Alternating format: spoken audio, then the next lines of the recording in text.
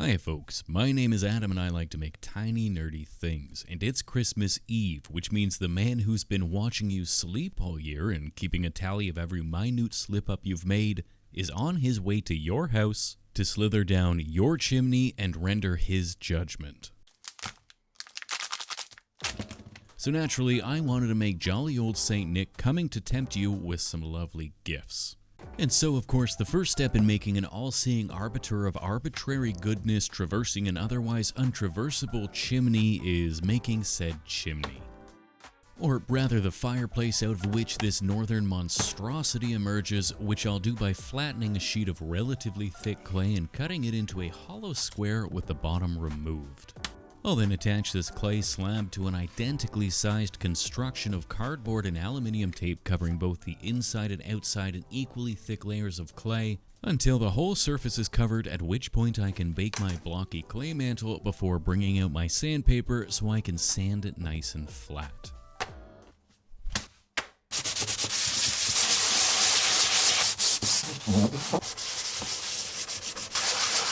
Now, with a nice flat, smooth surface, I can start adding extra layers along the feet and the front, as well as build up the top of the mantle, sanding in between layers to maintain a flat surface all over until I've got a lovely, flat, slightly decorative, all-gray clay fireplace front piece.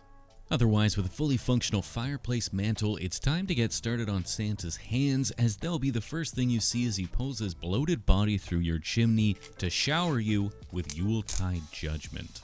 I want to keep Santa's fingers relatively long and slender, so I've double wound a length of fine armature wire using my drill that I can cut into 5 equal lengths, taping them together at the base to create a hand. Once I've cut my fingers to length, I'll then bend them into an appropriately finger-like position, and I can attach the whole thing to a longer, thicker length of arm armature before beginning the inskinning process. The inskinning process involves adding a thin layer of clay over all the shiny metal bones of Santa's hands. Often, when I'm making hands, I don't bother with an armature or handature, as they'd be called in this instance, since I tend towards big, meaty sausage fingers. However, because Santa has long, dainty, judgy fingers, in order to help them keep their shape, I've gone with a superfine wire bone. It's a bit of a faff wrapping the fingers, but it'll go a long way in keeping Santa's fingers from snapping off while I make the rest of his arm. However, once I've built his wrists and what will be his exposed forearm, I can start to think about positioning by bringing it to the fireplace and using a foam block to hold it in place temporarily while I add the rest of his arms.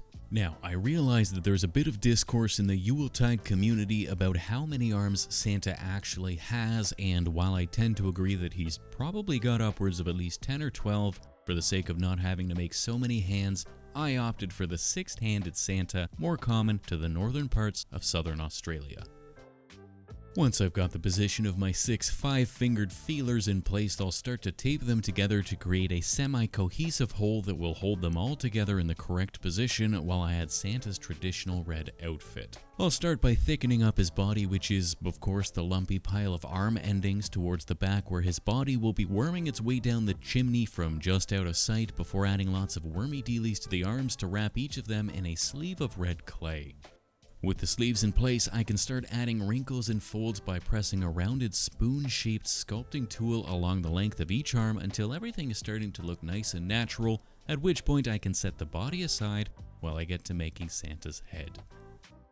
Like so many things in life, Santa's head starts as a ball of aluminium foil wrapped around a length of armature wire and covered in a thick layer of pink-hued clay. I'll build up the dimension of Santa's head until I've got a probably the right size, but I couldn't be bothered checking against the body to make sure, sized head, at which point I can start to poke a couple of divots for Santa's big bulging eyeballs. With those in place, I can then start adding the sockets for his plethora of additional eyeballs that make Santa such a prolific watcher of sleeping people.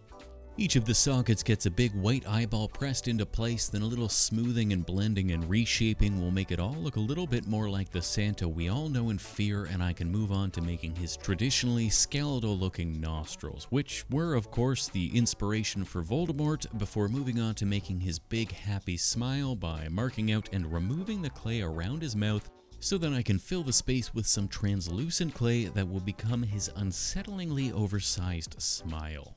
Coincidentally, what I thought was translucent clay turned out to be glow-in-the-dark blue clay, so I guess this iteration of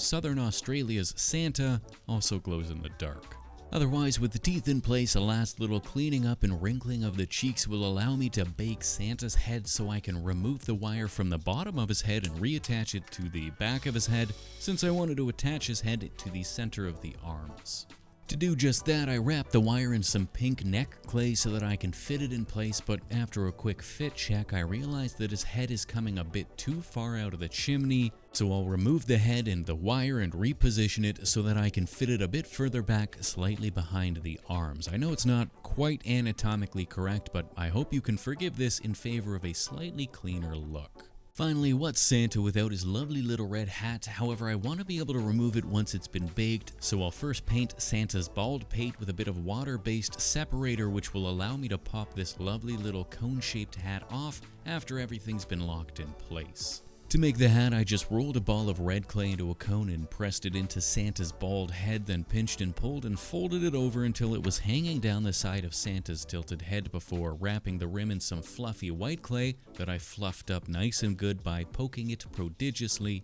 with a wonky metal brush. I'll then do the same thing for the cuffs of all the sleeves before adding a little fluffy ball to the tip of the hat, then it's on to the oven so I can bake it before safely removing the hat and getting on to some painting.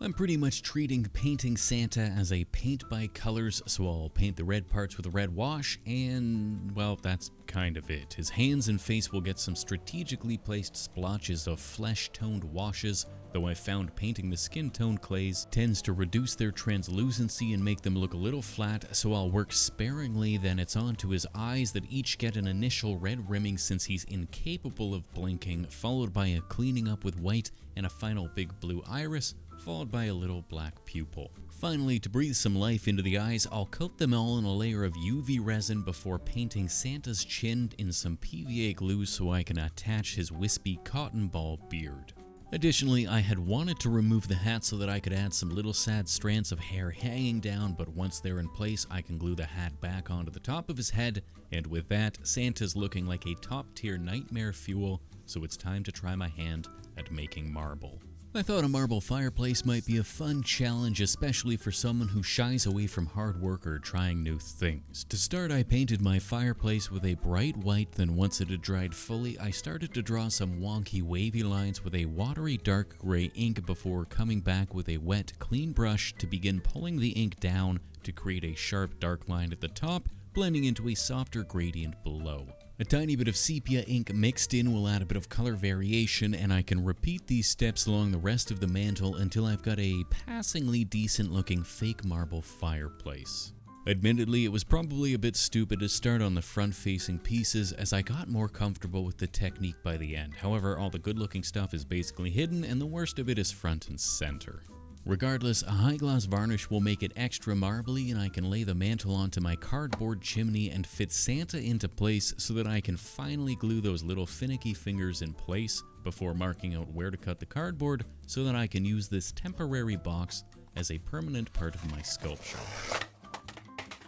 I want to keep the light inside to a minimum to help Santa look a little more spooky, so I'll break out my rarely used bottle of black 4.0, which purports to be the blackest paint in the universe. I'm a little skeptical, but it works well enough for a 40-pound bottle of black paint, and a little hot glue will hold the blackest chimney in the universe firmly against the back of my fireplace. In the meantime, I made an equally black slate slab using normal black paint that literally cost 1/10 the price and dabbed it with some slate gray to create a lovely little contrasting hearth, as well as a blank white floor and an equally blank white wall.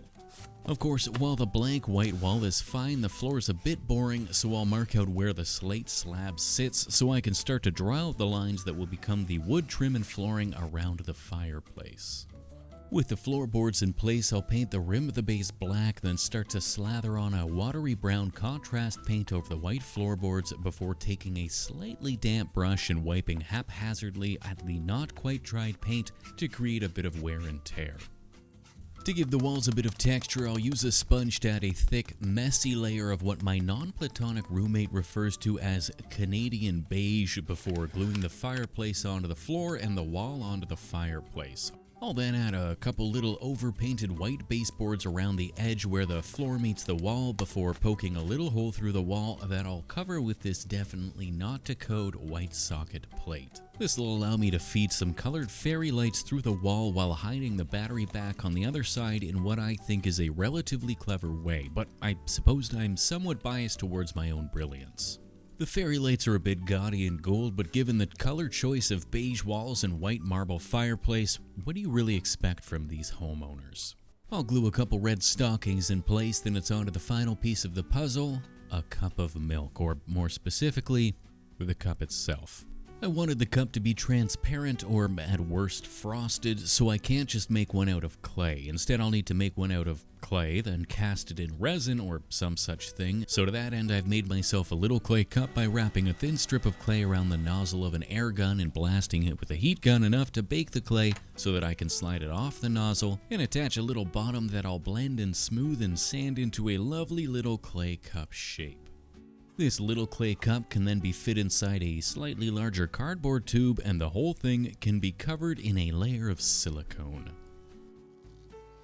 After about 20 minutes, the silicone is fully cured, so I can free my clay cup from its milky white prison and begin filling the mold with UV resin, curing it bit by bit so it doesn't crack or warp. Ideally, I'd have done this in 2-part resin, but I wanted this video done for today, and I don't have time to wait for resin cup to cure on its own, so this'll have to do. Fortunately, however, it did do, and I was left with this lovely little cup that, after a bit of wet sanding, is a perfect simulacrum of my clay cup, frosted in a way that only a child of the 90s will appreciate.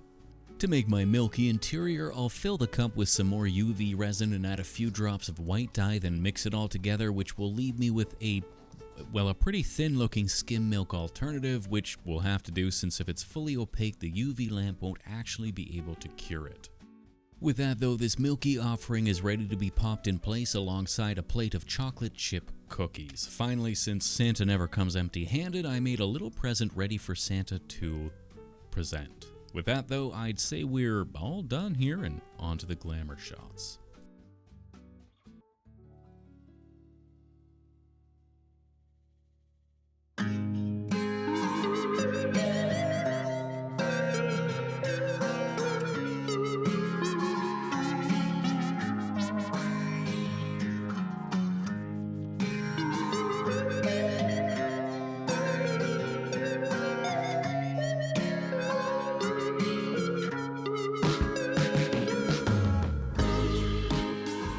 As always, a big ol' thank you to those fine gems over on Patreon, and a special hey how are you to the newest of them, Cha-Cha number 5, the Dandy Rascal, Juicy Jumps, also hiya Adam, I watch you make things, Meppel, love ya Oda Moda Komoda, I from Ireland, but more specifically Dublin, but more specifically Greek Street Flats, my Ghostly Shadows, Joey Neal, Riley McCormick, Crazy Lady, Frimbin, Evangeline Rosabelle, Jasper Glow, Drunken Master Paul, Sarah Garby Re-inking, Lariat11, Bart, the Grim Reaper, and Rai Rai Boo Boo. Don't forget to leave an offering to distract Santa, and remember, never accept the first 2 gifts. They're always a trap. Otherwise, Merry Christmas, you filthy animals. See you in the new year.